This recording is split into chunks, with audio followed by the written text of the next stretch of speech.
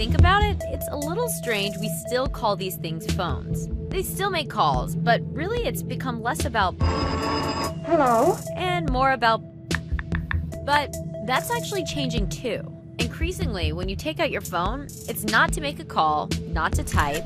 Your input, your starting point, is through the lens. Right now, it's Snapchat and FaceTime. But imagine if your phone could make the world do this, where virtual reality takes you out of the real world and puts you into an entirely different one. Augmented reality, well, augments what you see around you. Apple didn't create AR, but they want to be the ones to take it mainstream.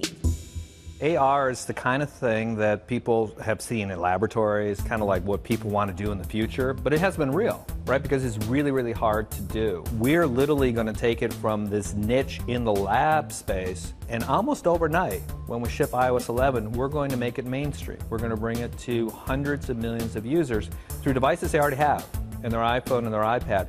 That's Greg Joswiak, better known around Apple as Jaws. He invited me to get a sneak peek at a few of the AR apps developers will be bringing to Apple's next software update.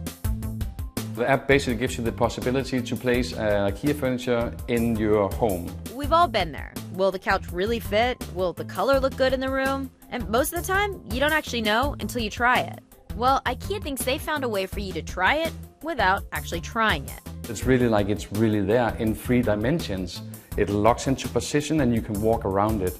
So you can look at, does this really fit in my home? Does it fit with the style I have? Does it fit with the colors I have? And it can give you kind of like the confidence that you're taking the right decision. AR has been done before, but getting it to feel real can be tricky. Things exist in the real world. Gravity exists, right? So things have to sit on things. They have to sit on a table or a floor. So we find that plane. But we also know how to deal with lighting, right? When things have a light source in the real world, if you put something that's virtual in that world, well, you don't want it to cast a shadow. And you want this stuff to be very stable, right? If you're placing these digital items in this real world, as you move around and move your iPhone around, your iPad around, you don't want these things to be drifting. And it's been a really hard problem for people who've been doing AR for the years to keep these things stable, and we keep it incredibly stable. If they work, AR apps like IKEA's could prove really useful, but they could also be just kind of fun.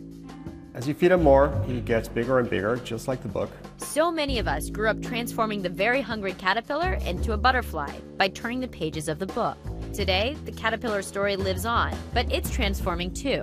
When Apple introduced ARKit, we decided that we could really use that to drop the caterpillar into a child's real life environment. The child can play with it as a pet, the child can be entertained with it, feed the caterpillar, nurture the caterpillar, and ultimately turn the caterpillar into a beautiful butterfly.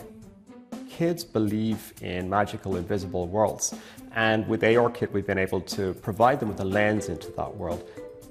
So many companies are focused virtual reality, all we hear is virtual reality. I think a lot of people were surprised when Apple came out and said we are going to make a huge push at augmented reality. Yeah. Was that purposeful? Well, I think augmented reality to us is a lot more exciting, actually. You know, virtual reality generally requires you to have to get a headset, you know, a dedicated device, seal yourself off from the world.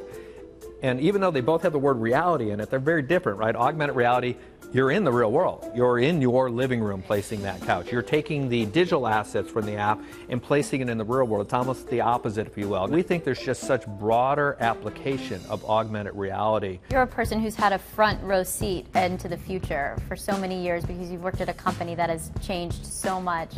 So as you look into the future, what do you get most excited about? I'm very enthusiastic about what we do because at Apple, we do have this belief that if we can dream it, we can make it happen. And that is because we control this entire experience. We make the hardware, we make the software. So it means we don't have to be a hardware company that has to talk a software company into doing something, or a software company that has to talk a bunch of hardware guys into doing something.